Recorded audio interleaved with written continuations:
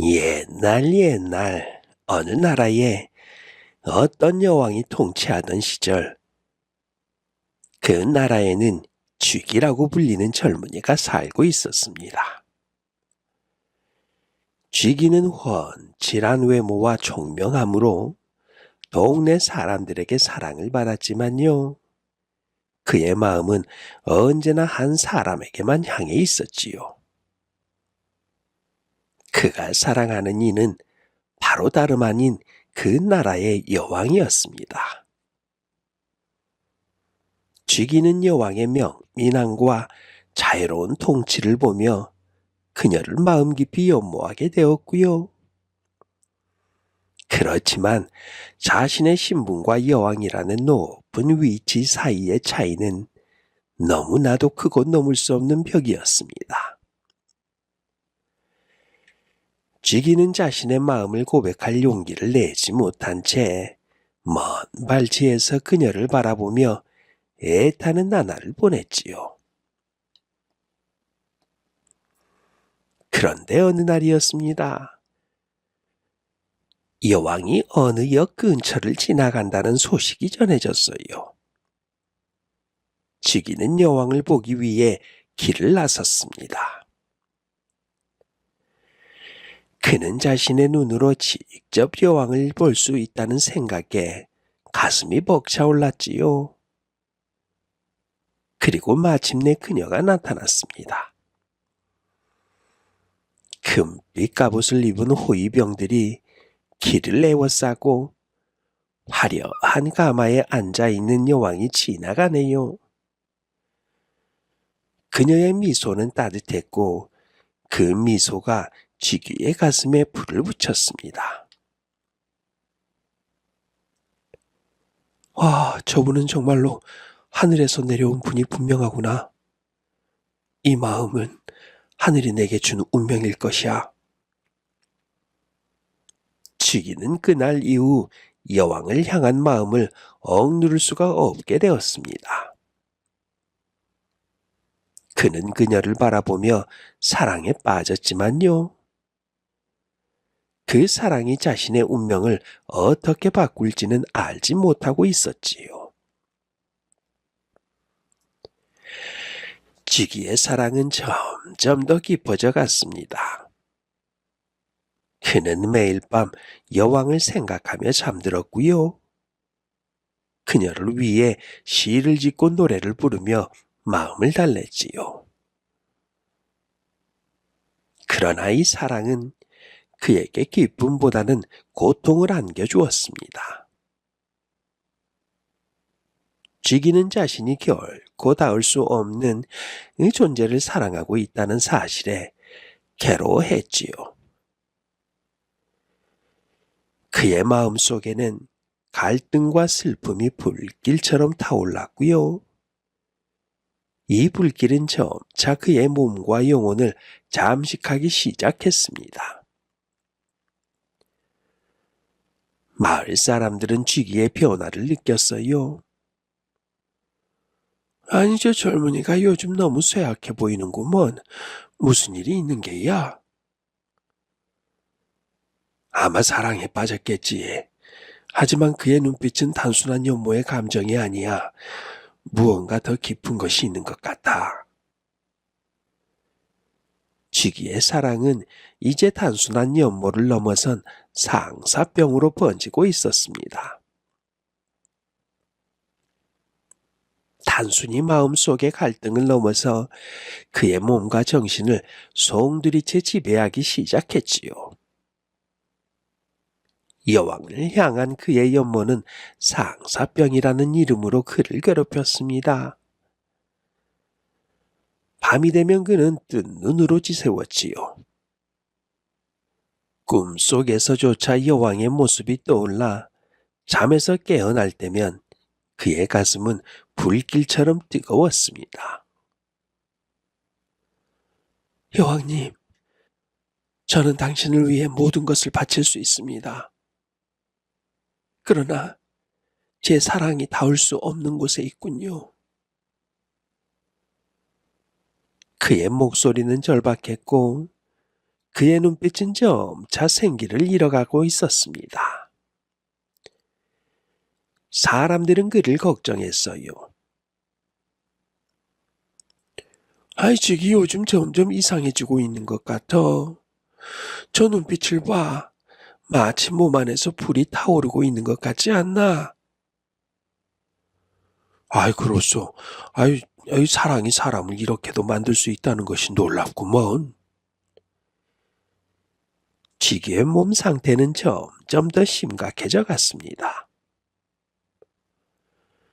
그는 불가사의한 열기에 시달렸고요. 손끝에서부터 이상한 온기가 퍼져나가는 것을 느꼈지요. 처음에는 단순히 몸이 뜨거워지는 정도였지만 시간이 지날수록 그 열기는 강해져 그의 몸을 감싸는 듯 했습니다. 이게 무슨 일이지? 내 몸이 점점 뜨거워지고 있잖아. 하지만 이상하게도 고통스럽지는 않군. 지기는 자신의 상태를 이상하다고 느끼면서도 그 원인이 여왕을 향한 사랑 때문이라는 것을 알고 있었지요. 그는 자신의 감정이 자신을 불태우고 있다는 것을 깨닫고 있었습니다. 그의 몸에서 나는 열기는 점차 주변에도 영향을 미치기 시작했어요. 그가 지나가는 곳마다 공기가 달아오르고 주변의 풀과 나뭇가지가 마르는 이상한 일이 생겼습니다. 지기가 지나가니 공기가 갑자기 더워지는 것 같소이다. 그의 몸에서 나오는 열기가 보통이 아닌 것 같구먼. 이게 도대체 무슨 일인가? 마을 사람들은 점차 지기를 멀리하기 시작했어요. 그들은 그를 불길한 존재로 여기기 시작했고요. 그의 몸에서 발산되는 열기가 재앙의 전조라고 믿었습니다. 어느 날 밤 쥐기는 자신의 방 안에서 홀로 앉아 여왕을 떠올리고 있었습니다. 그의 가슴 속에서는 사랑의 불길이 점점 더 강렬하게 타올랐지요. 그러다가 갑자기 그의 몸에서 작은 불꽃이 튀어나왔습니다. 이게 뭐지? 내 몸에서 불꽃이 나오다니, 이럴 수가 있는가? 지기는 자신의 몸에서 나오는 불꽃을 보며 공포와 혼란에 휩싸였지요. 그러나 동시에 그는 그 불꽃이 자신의 사랑의 정수라는 것을 느꼈습니다. 그날 이후 그의 몸에서 불꽃이 점차 자주 나타나기 시작했어요. 그는 걸음을 옮길 때마다 바닥에 작은 불씨가 남았고요. 그의 주변에는 점점 더 강렬한 열기가 맴돌기 시작했습니다. 마을 사람들은 쥐기의 상태를 목격하고 두려움에 빠졌지요. 쥐기의 몸에서 불이 나고 있어. 이건 단순한 병이 아니야. 귀신이 씌인 게 분명해. 저 젊은이를 우리 마을에서 쫓아내야 하지 않겠소? 그의 존재가 화제를 부릴지도 모르겠네요.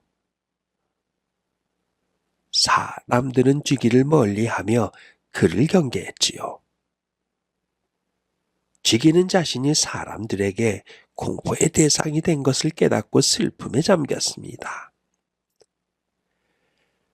이 모든 것이 사랑 때문인가? 여왕님을 향한 이 마음이 나를 이렇게 만든 것인가? 쥐기는 더 이상 마을에 머물 수가 없었어요. 그는 스스로를 불길한 존재로 여기며 깊은 산속으로 숨어들었습니다. 산속에서 쥐기는 점점 더 변이 되어 갔지요. 그의 몸은 이제 단순한 인간의 형태를 벗어나 불꽃과 화염으로 이루어진 존재로 변하고 있었습니다. 그의 가슴 속에서 타오르는 불은 멈추지 않았고요. 그 불길은 그의 몸몸을 감싸며 끊임없이 타올랐지요.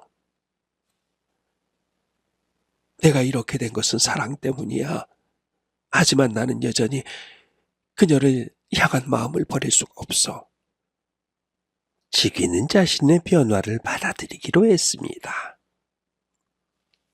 그는 이제 단순한 인간이 아니라 사랑의 열망이 만들어낸 불의 화신이 되어버린 것이었습니다. 지기가 머무르는 곳에는 항상 화재가 발생했어요. 그의 주변의 나무와 풀은 쉽게 불타올랐고요. 그가 걸어간 자리는 불길로 덮였지요. 마을 사람들은 그의 존재를 점점 더 두려워했습니다. 쥐기가 있는 곳에서는 항상 불이 난다. 그가 우리 마을로 돌아오고 나면 모두가 불타버리고 말 거야. 그를 막을 방법은 없는 것인가? 이대로는 안 돼. 마을 사람들은 쥐기를 막기 위해 방법을 찾기 시작했습니다. 그들은 여왕에게 이 문제를 상의하기로 했지요.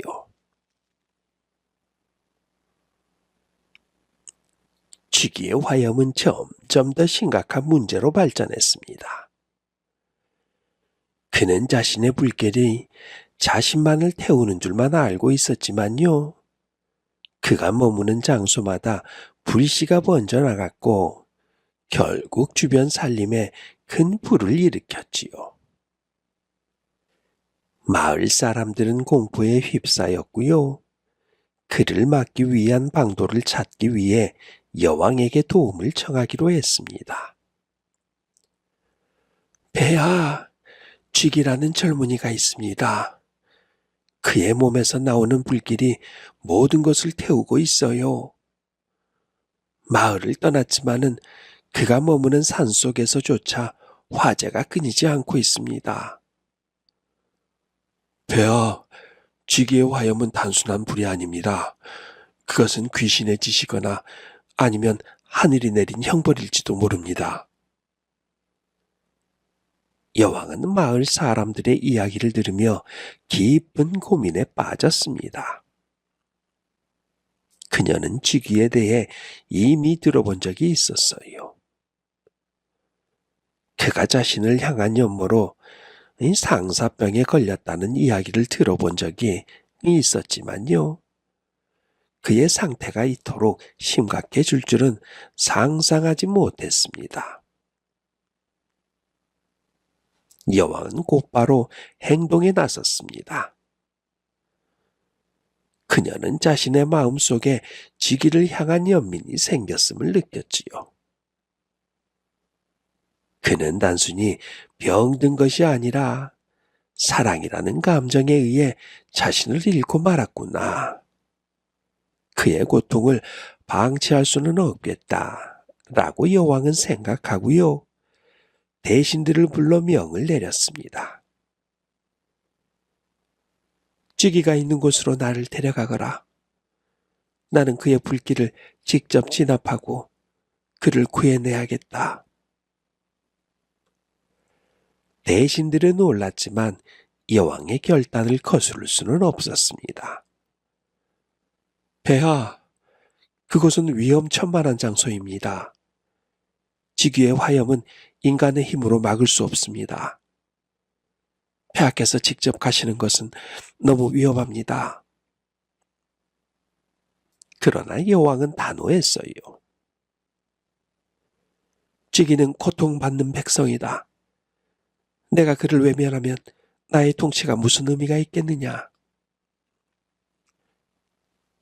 여왕은 호위병들과 함께 쥐기가 은신한 산속으로 향했습니다. 산길은 이미 쥐기의 불길로 인해 타오른 잿더미가 되어 있었고요. 불타버린 나무들이 곳곳에 쓰러져 있었지요. 그들은 어렵사리 산 정상에 도착했고 그곳에서 쥐기를 마주했습니다. 쥐기는 더 이상 인간의 모습을 하고 있지 않았어요. 그의 몸은 화염으로 이루어진 듯 보였고요. 그의 눈에는 타오르는 불꽃이 가득했습니다. 그는 이제 자신의 운명을 받아들인 채 고통 속에서 살아가고 있었지요. 쥐기야. 여왕의 목소리가 울려 퍼졌습니다. 그녀의 목소리는 따뜻하면서도 단호했지요. 쥐기는 그 목소리를 듣고 고개를 들었어요. 그의 눈은 불꽃 속에서도 여왕을 알아보았습니다. 여왕님, 어떻게 이곳에 오셨습니까? 저는 이제 사람이 아닙니다. 저를 보면 불길에 휩싸일 겁니다. 여왕은 쥐기에게 다가가 말했습니다. 쥐기야, 네가 겪고 있는 고통은 너의 잘못이 아니다. 사랑은 사람을 변화시키고 때로는 우리를 흔들리게 한다. 그러나 그것이 너를 이토록 파괴하게 내버려 두어선 안 된다.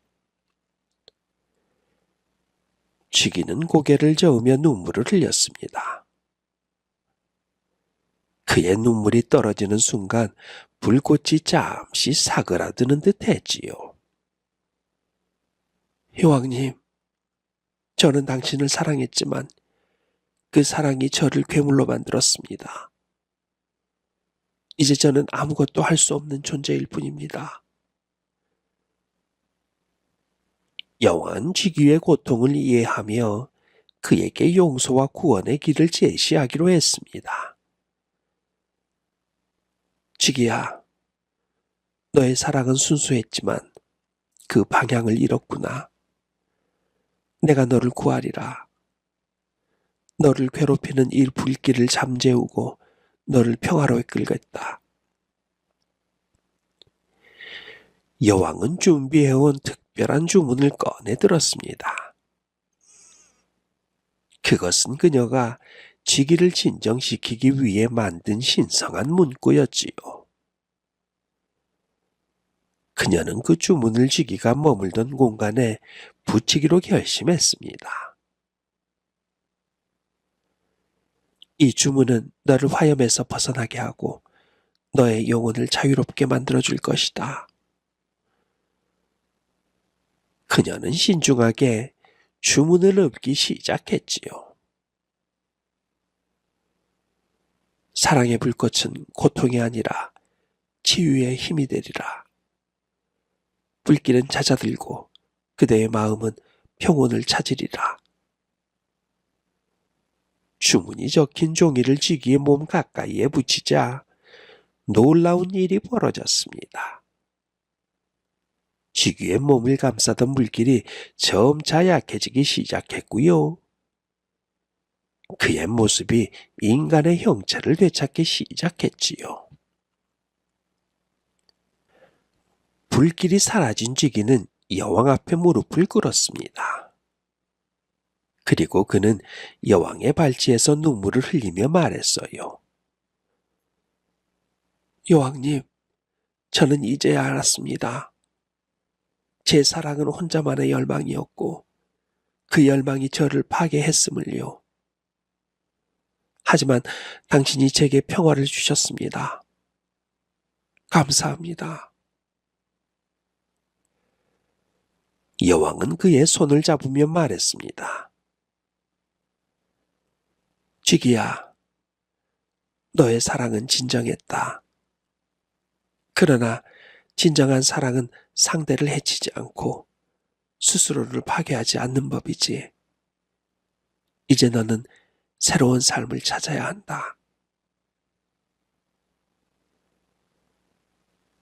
다음 이야기입니다. 옛날 어느 선비가 과거를 보러 먼 길을 떠나고 있었습니다. 길은 숲으로 이어졌고요. 초여름의 날씨 속에서 선비는 조용히 걸음을 옮겼지요.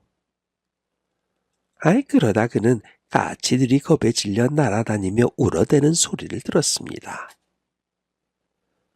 가까이 가보니 구렁이가 길고 날카로운 혀를 날름거리며 나무 위에 까치 둥지를 향해 기어오르고 있었어요. 선비는 고민했습니다. 이대로 두면 까치와 새끼들이 모두 죽고 말겠지. 그런데 구렁이를 해치면 그에 따르는 재앙이 있을지도 몰라. 망설임 끝에 그는 활을 들어 구렁이를 겨냥했습니다.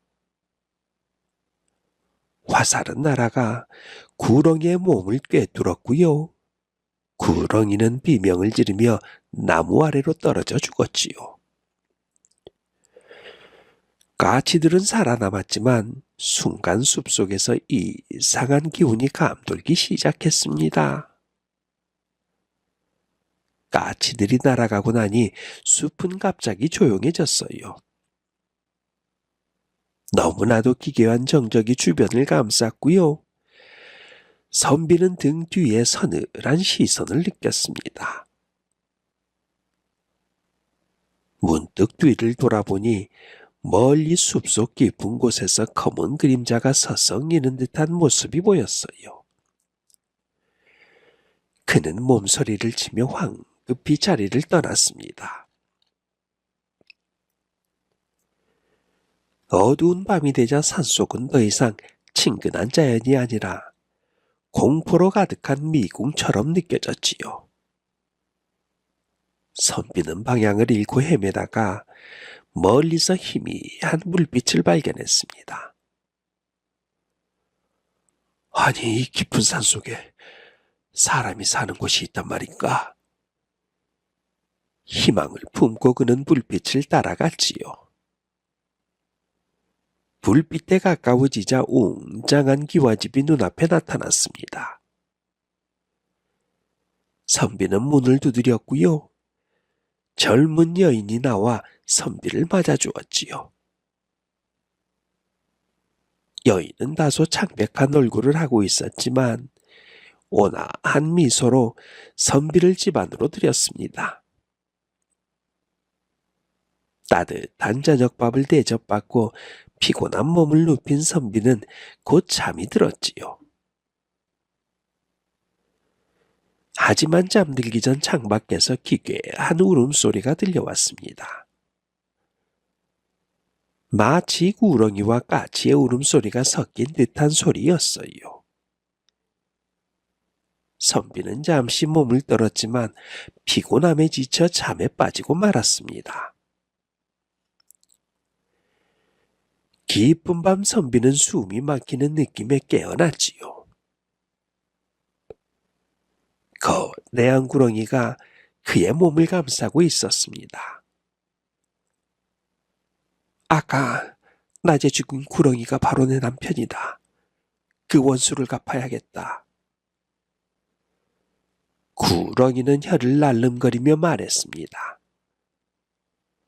선비는 간신히 정신을 차리고 말했지요. 나는 당신의 남편에게 원한이 없었소. 까치를 살리기 위해 그렇게 했을 뿐이요.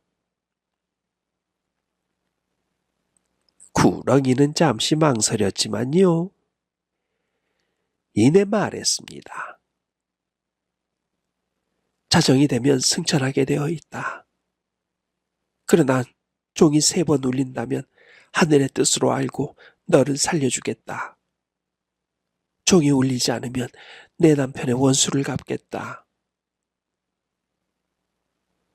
그때 갑자기 방 안에서 차가운 바람이 불며 촛불이 꺼졌습니다. 어둠 속에서 기괴한 울음소리가 들려오네요. 선비는 목소리의 방향을 따라 고개를 돌려보았습니다. 벽 한쪽에 불길한 형상이 서 있었어요. 불타는 듯한 눈동자와 울부짖는 얼굴을 가진 지기가 그를 노려보고 있었습니다. 지기는 선비를 향해 속삭였어요. 네가 구렁이를 죽였구나. 그 비비린내가 나를 여기로 불렀다. 인간, 나는 이 집의 주인이 아니다. 그러나 너의 잘못으로 인해 여기에 끌려왔다. 나를 진정시키지 않으면 너는 죽음을 피할 수 없을 것이다.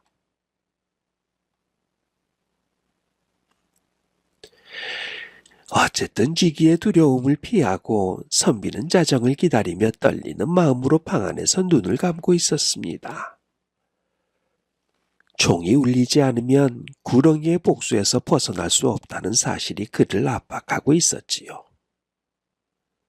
그러나 문제는 단순히 구렁이만이 아니었어요. 방 안에 스며든 차가운 기운, 그리고 지귀의 섬뜩한 속삭임들은 선비의 숨조차 막히게 만들었습니다. 종이 울려도 내 목숨이 온전하리라는 보장은 없지. 쥐기는 선비를 바라보며 음산하게 웃었습니다. 그런데 그때였어요. 창문 밖에서 부드럽지만 날카로운 소리가 들려왔습니다. 쥐기, 이곳은 네가 함부로 나설 곳이 아니야. 쥐기가 뒤를 돌아보자 창문을 넘어 들어온 은빛 털이 반짝이는 거대한 백여우였습니다. 여우의 눈은 선비를 가만히 내려다보더니 이내 쥐기를 향해서 말했지요. 이 인간은 하늘이 살리기로 한 자다. 네 손을 더럽히지 말거라. 쥐기는 눈을 좁히며 백여우를 노려보았습니다. 네가 감히 나를 막겠다는 건가? 100년을 더 살아보겠다는 욕심으로 여기에 낄 일이 아니다. 나는 여왕을 사랑하여 이렇게 한 맺힌 영혼이 되어버린 쥐기이다. 백여우는 미소를 지으며 대답했습니다. 너는 여왕에게서 구원을 받을 존재이니라. 그러니 이 편에까지 출연해서는 안 되느니라. 내가 천년을 살아왔지만 인간의 은혜를 알고 보답하는 까치들과 너처럼 원한만을 품은 자와는 다르다. 네가 이곳을 더럽힌다면 나 역시 가만히 있지 않겠다. 너는 당장 출연을 멈추고 정편으로 돌아가거라. 백여우의 목소리가 울리자 방 안의 공기가 한층 팽팽해졌습니다. 쥐기는 이빨을 드러내며 신음을 내질렀지요. 네가 아무리 천년을 살았다고 해도 여우 따위가 나의 출연을 막을 수는 없다. 이 인간의 죄악과 피냄새가 나를 이곳으로 불렀으니 나는 내 역할을 다할 것이다. 그러나 백여우는 흔들리지 않았습니다. 오히려 부드러운 털을 고추 세우며 날카로운 눈빛을 보냈지요.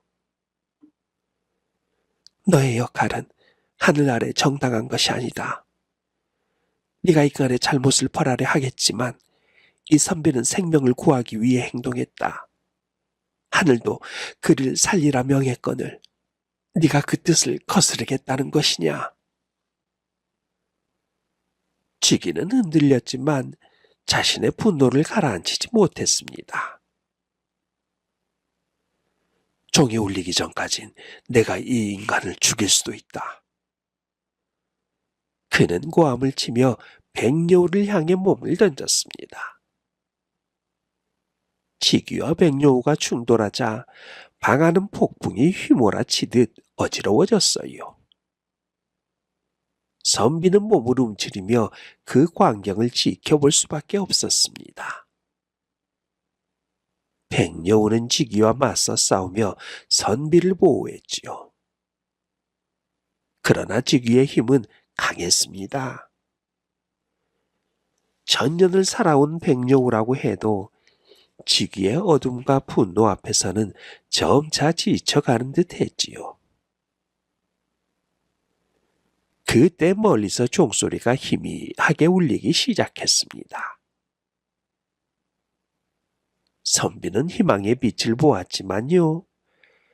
종소리는 2번까지만 들리고 멈춰버렸지요. 지기는 웃으며 백여우를 내리쳤습니다. 봤느냐, 이 멍청한 것아. 종소리가 완전히 울리지 않았다. 그래서 이 인간은 죽어야만 한다. 그러나 백여우는 마지막 힘을 다해 말했습니다. 아직 끝나지 않았다. 넌 도대체 어떠한 존재이길래 이 병까지 나와서 날 괴롭히느냐. 바로 그 순간 까치들의 울음소리가 멀리서부터 들려왔습니다. 까치들은 종각으로 날아가 자신들의 머리를 종에 부딪혔지요. 그리고 마지막 3번째 종소리가 울리며 방안이 조용해졌습니다. 쥐기는 놀란 눈으로 하늘을 바라보더니 분노에 찬 목소리로 말했습니다. 하늘이 또 너희들을 도왔구나. 백여우, 오늘은 물러난다. 하지만 이 인간은 앞으로도 내 눈에 띄지 않도록 하거라. 그렇게 말을 마치고 지기는 어둠 속으로 사라졌습니다. 백여우는 피투성이가 된 몸으로 선비에게 다가왔어요. 까치들이 은혜를 갚기 위해 목숨을 걸었어요. 당신은 그들의 희생을 잊지 말고 살아야 합니다.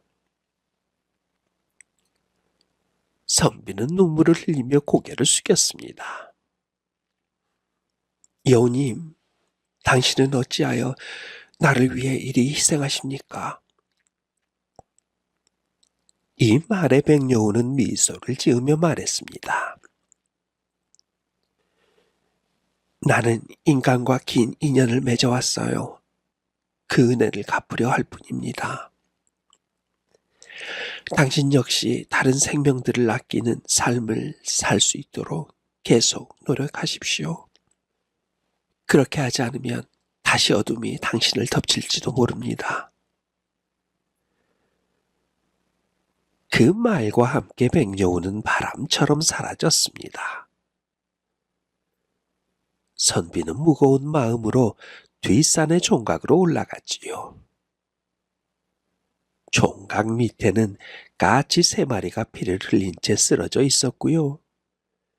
그는 까치들을 양지 바른 곳에 묻으며 백여우와 까치들의 희생을 영원히 가슴에 새기기로 다짐했습니다. 이렇게 천년 묵은 백여우의 희생과 까치들의 희생으로 선비는 구렁이와 지기의 위협에서 벗어날 수 있었지요. 그러나 그는 마음속 깊이 새로운 각오를 다졌습니다. 자신이 받은 은혜를 절대로 잊지 않고 다른 이들의 생명을 소중히 여기는 삶을 살아가겠다고 말이지요. 숲을 떠나는 길에도 선비는 백여우의 마지막 모습과 까치들의 희생을 떠올리며 발걸음을 옮겼습니다. 그의 등 뒤로는 차가운 기운이 서서히 사라지고 있었어요. 다음 이야기입니다. 옛날부터 백두산은 천지를 품은 산이라 불렸지요. 높은 산봉우리마다 눈이 소복히 쌓이고요. 숲은 깊고 어두워 언제나 신비로운 기운이 맴돌았습니다. 이곳에는 자연과 함께 숨쉬는 사람들도 있었지요. 그중 한 명이 바로 이 이야기에 등장하는 총각 나무꾼이었습니다. 총각은 아침 해가 떠오르면 산에 올라간 나무를 하고요. 저녁에는 나무를 팔아 돌아와서 홀어머니를 목양했지요. 그의 손은 늙어지렀고 등에 짊어진 나무찜의 무게는 그의 삶의 무게와도 같았습니다. 그는 백두산을 누구보다 잘 알고 있었지만요. 그날의 사건은 그의 평범한 일상을 완전히 바꿔놓았지요. 겨울이 한창인 어느 날 총각은 나무를 하려고 백두산 깊은 곳으로 들어갔습니다.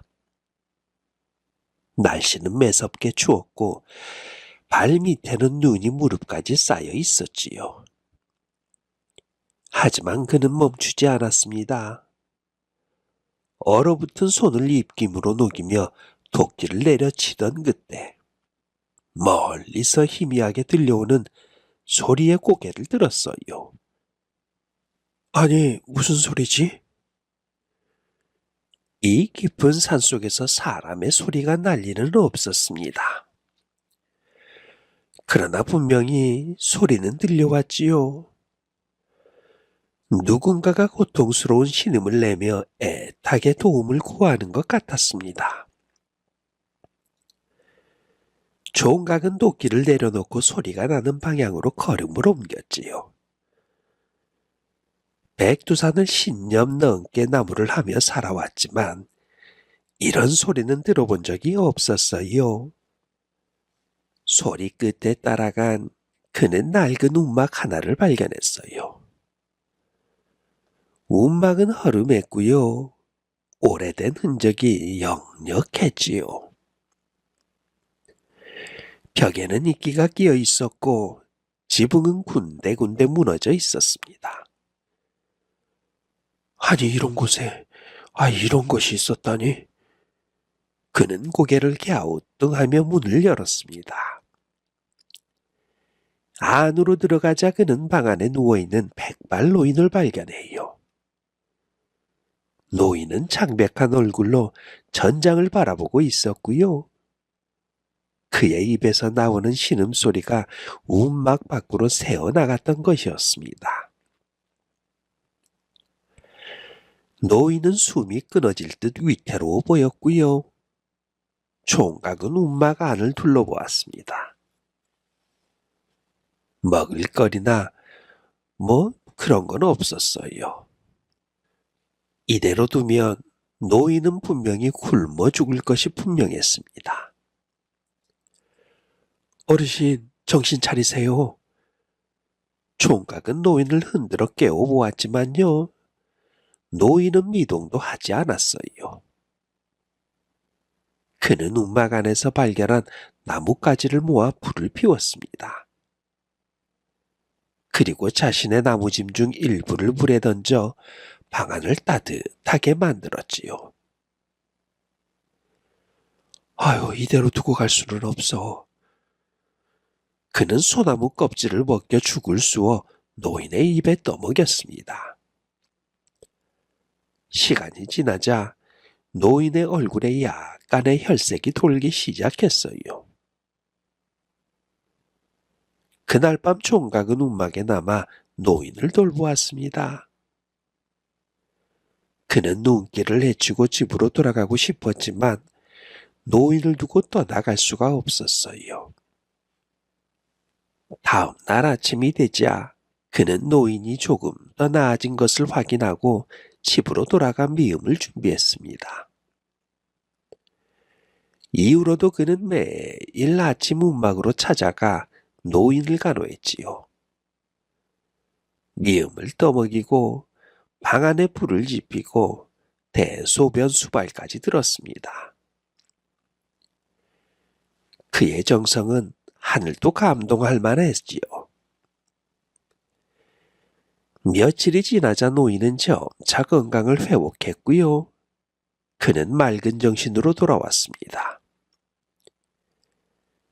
그리고 총각의 손을 잡고 눈물을 흘렸지요.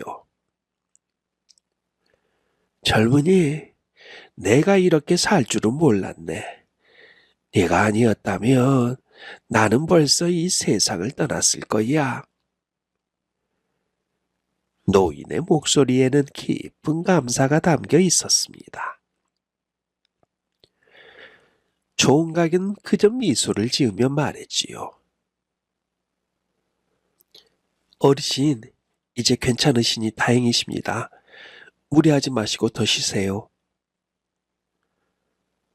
노인은 고개를 끄덕이며 지필목을 꺼냈습니다. 그리고 그는 말했지요. 가진 것이라고는 이 그림 솜씨밖에 없네. 네, 자네에게 은혜를 갚고자 이 그림을 줄게.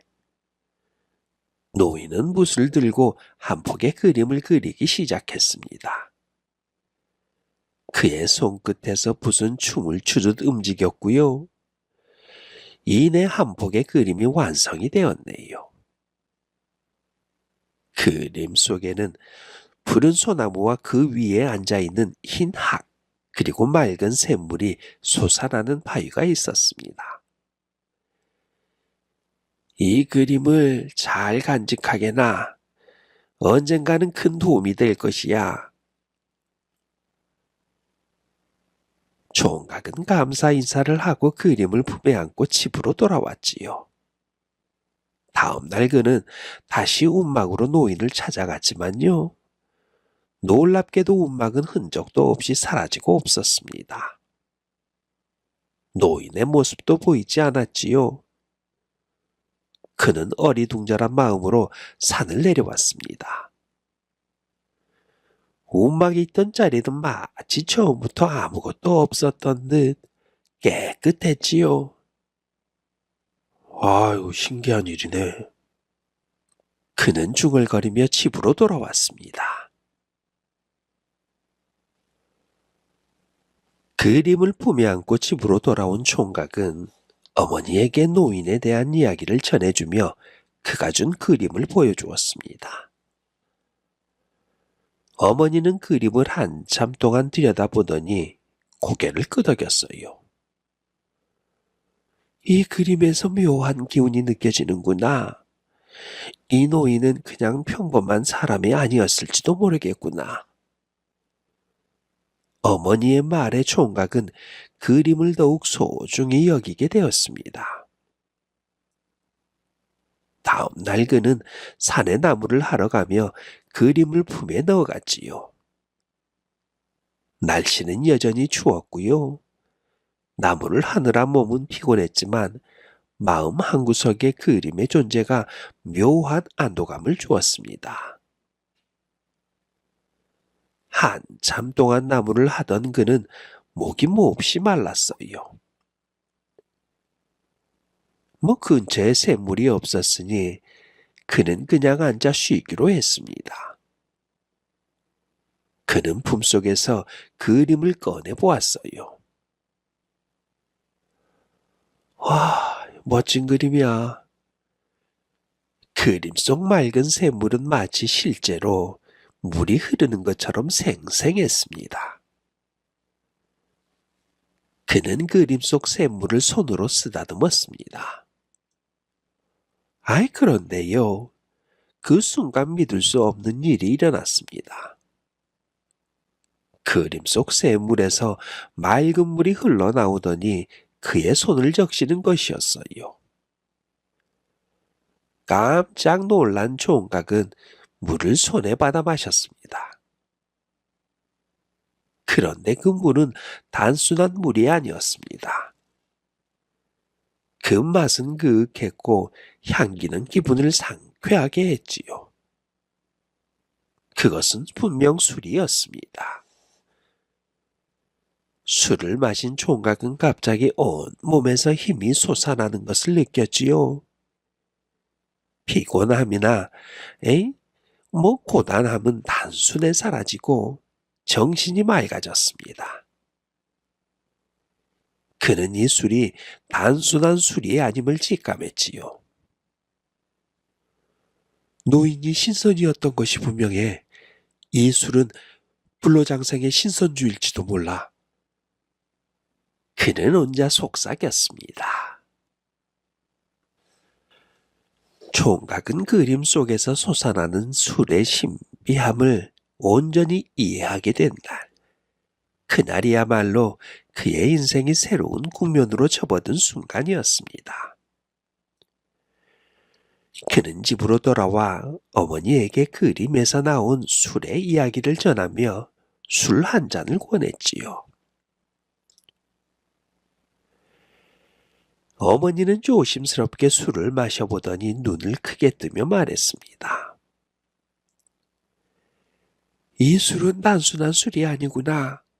내 몸속 깊이 쌓여있던 병이 사라지는 느낌이야. 총각은 어머니의 오랜 병환으로 거동조차 불편했지만요. 술을 마신 후 마치 젊은 시절로 돌아간 듯 활력을 되찾았습니다. 총각은 어머니가 건강을 회복하는 모습을 보며 노인에게 받은 그림이 단순한 선물이 아님을 확신했지요. 그는 이 술로 더 많은 사람들을 도와야겠다고 결심했습니다. 다음 날 총각은 이웃들에게 그림의 술을 나누기 시작했어요. 병에 걸린 사람들은 술을 마시고 병이 나았고요. 기운을 잃은 이들은 활력을 되찾았지요. 이웃들은 깊이 감사하며 곡식과 돈을 가져와 그의 선행에 보답하려 했습니다. 총각은 고개를 저으며 말했지요. 노인의 은혜로 제가 이 술을 얻은 것입니다. 이것은 제가 드리는 것이 아니라 하늘이 드리는 선물입니다. 소문은 삽시간에 퍼졌습니다. 그림에서 나오는 신비한 술이 사람들을 치료하고 피로를 풀어주며 병든 자들에게 새 생명을 준다는 이야기는 먼 마을까지도 전해졌지요. 이웃 마을과 더 먼 곳에서도 사람들이 몰려들기 시작했습니다. 어떤 이는 가족의 생명을 구하고자 먼 길을 달려왔고요. 또 다른 이는 단순히 호기심에 이끌려 총각의 집을 방문했지요. 술을 얻어간 사람들은 모두 입을 모아 술의 기적을 찬양했습니다. 아, 이 술은 마치 신이 내린 선물 같구나. 그러나 총각은 자신을 드러내지 않고 여전히 검소한 태도로 사람들을 대했지요. 그는 노인의 은혜를 마음속 깊이 간직하며 그림을 소중히 보관했습니다. 그리고 매일 그림을 바라보며 노인의 말과 함께 했던 순간을 떠올렸지요. 그러나 세상에는 아름다움만 존재하지 않잖아요. 그림에서 나오는 신비로운 술의 소문은 고을 원님의 귀에도 들어갔습니다. 탐욕스러운 원님은 이 이야기를 듣고 그림을 자신의 것으로 만들어야겠다고 마음을 먹었지요. 그림이 신비한 힘을 가졌다면 그것은 백성의 것이 아닌 관아의 것이 되어야 마땅해. 그는 부하들에게 명령을 내려 총각을 관아로 불러들였습니다. 총각은 관아에서 원님과 마주했어요. 원님은 위험 있는 목소리로 말했습니다. 네가 가진 그림은 단순한 것이 아닌 신묘한 힘을 지닌 물건이라 들었다. 그런 귀한 물건을 관에 바치지 않고 개인이 소유한다는 것은 옳지 않다. 그림으로서 바치도록 하여라. 총각은 담담하게 대답했습니다. 이 그림은 저를 도와준 노인에게서 받은 은혜의 선물입니다. 저는 이 그림을 남에게 넘길 수 없습니다. 원님은 총각의 단호한 태도에 불쾌한 기색을 감추지 못하며 말했어요. 그렇다면 나의 명령을 거부하겠다는 말인가? 내가 그림을 넘기지 않는다면 너를 가만히 두지 않을 것이다.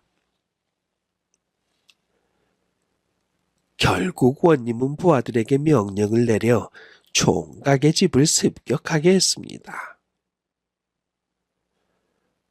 구시라치들은 총각의 집을 뒤져 그림을 강제로 빼앗아 갔지요. 총각은 관아로 끌려와 억울한 누명을 뒤집어 쓰고 감옥에 갇혔습니다. 그는 차가운 감옥 바닥에 앉아 자신의 처지를 한탄하며 중얼거렸지요. 아, 내가 노인의 은혜를 이렇게 갚을 수밖에 없다니. 감옥은 차갑고 어두웠습니다. 총각은 어머니를 생각하며 깊은 한숨을 내쉬었지요. 그때 바깥에서 시끄러운 소란이 들려왔습니다. 감옥의 문이 열리고 백발의 노인이 들어선 것이었지요. 바로 그 노인이었습니다.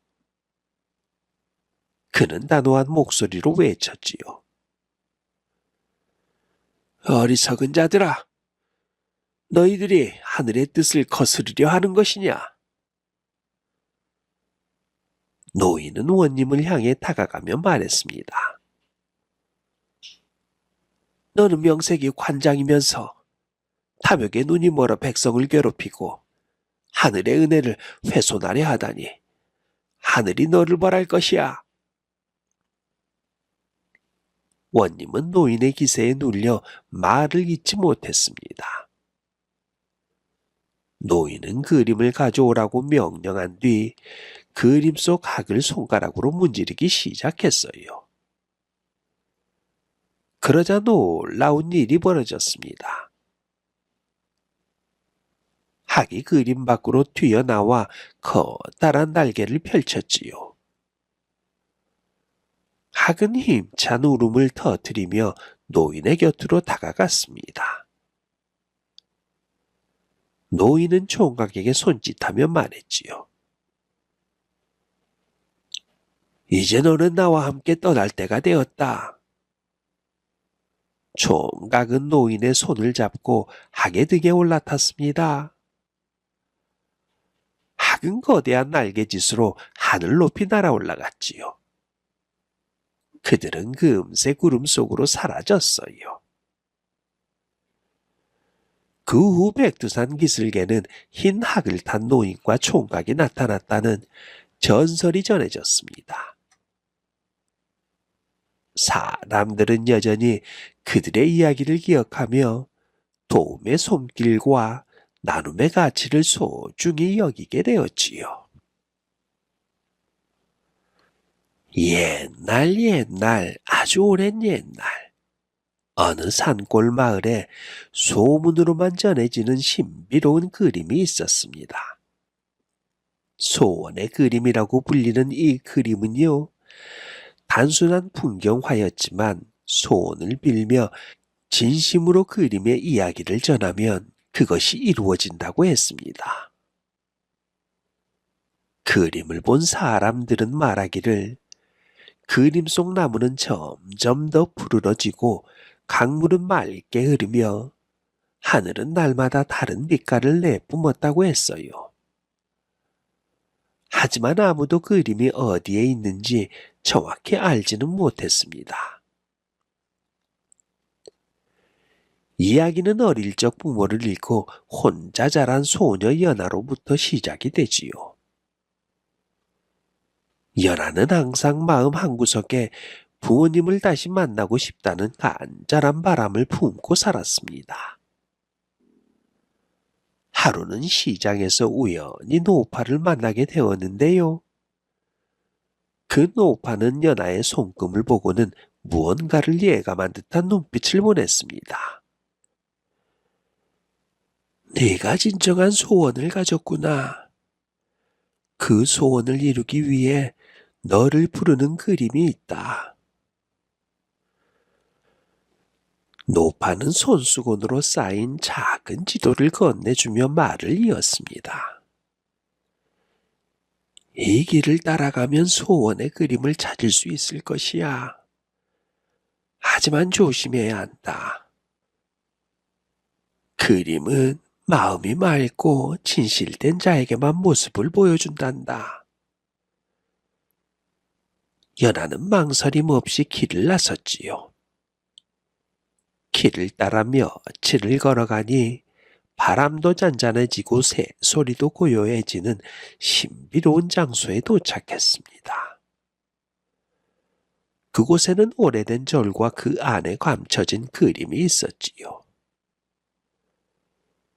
그림은 마치 살아 움직이는 듯 했고요. 나무 한 그루와 잔잔한 강 그리고 푸른 하늘이 그려져 있었습니다. 연하는 그림 앞에 앉아 조용히 부모님을 다시 만나고 싶다는 소원을 빌었지요. 그러더니 갑자기 그림 속 강물이 졸졸 흐르기 시작하는 것이었습니다. 그리고 그림의 하늘에서 비처럼 빗줄기가 쏟아져 나왔어요. 연하는 눈을 감고 빛 속으로 빨려 들어갔고요. 눈을 떴을 때는 어릴 적 부모님과 함께 살던 집 앞에 서 있었습니다. 하지만 연하는 금방 깨달았네요. 이곳은 진짜가 아니라 그녀의 기억 속 풍경이라는 것을요. 부모님은 그녀에게 따뜻한 미소를 지으며 말했습니다. 연아야, 이젠 참 넌 강하고 용감한 아이로 자랐구나. 우리는 항상 너를 지켜보고 있어. 네가 앞으로 나아가는데 필요한 것은 우리의 존재가 아니라 너 자신의 용기란다. 그날 이후 연하는 더 이상 부모님을 찾는 데 연연하지 않았고요. 스스로의 삶을 살아가기로 결심했습니다. 소원의 그림은 단순히 바람을 들어주는 도구가 아니었어요. 그것은 사람들의 마음을 비추어 그들이 진정으로 필요한 것을 깨닫게 해주는 거울이었던 것이었습니다. 연하는 곧바로 마을로 돌아왔습니다. 그리고 자신의 경험을 사람들에게 이야기를 했지요. 그 이야기 속에 진심과 용기의 중요성이라는 주제가 포함되어 있었습니다. 소원의 그림은 이후에도 많은 사람들에게 전설로 전해졌지만요. 그림의 위치를 찾는 이는 아무도 없었지요. 아마도 그것은 찾는 자의 마음 속에만 존재했기 때문일지도 모를 일입니다. 오늘 이야기는 여기까지입니다. 좋은 시간 되셨기를 바라며 더 좋은 이야기로 찾아뵙겠습니다.